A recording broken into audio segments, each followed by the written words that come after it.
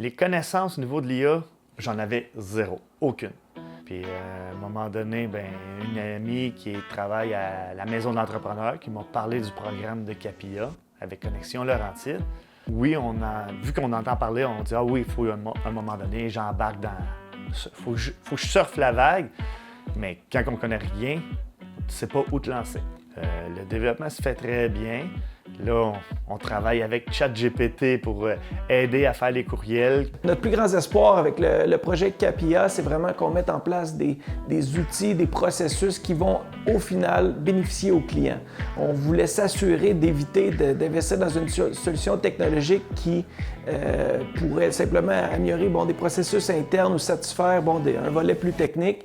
Notre plus grand focus, c'était de s'assurer que la solution qu'on allait mettre en place allait vraiment bénéficier le client, puis le client allait avoir une différence dans la qualité du produit qu'on allait lui livrer. Capilla est un projet qui nous permettait se réunir ensemble et de voir un peu nos besoins et nos futurs besoins, l'équipe de gestion, de définir vraiment vers où on voulait s'en aller pour les prochaines années.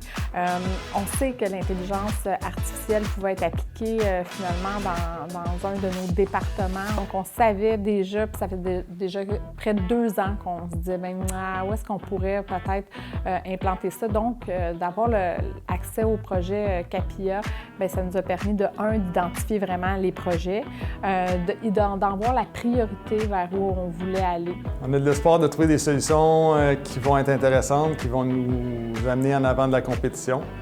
Après ça, c'est un peu de la curiosité aussi, beaucoup, pour savoir où ça peut nous mener et en quoi ça peut nous aider.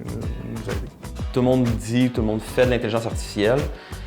Mais de la mettre en place dans une entreprise, c'est une autre chose. Puis c'est là que c'est important d'avoir quelqu'un qui connaît ces entreprises-là puis qui est capable de faire un peu le pont entre le langage construction et le langage technologique de ces entreprises-là. Dans notre industrie, on travaille avec des jeux vidéo. Il y a beaucoup de propriété intellectuelle qui ne nous appartient pas. On travaille avec les produits de nos clients, on est du service.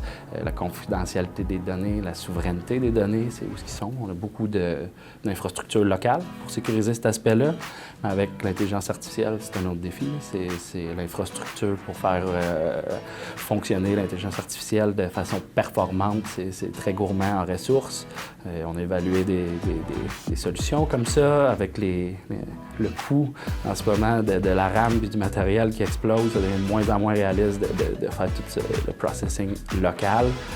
On trouve d'autres solutions hybrides.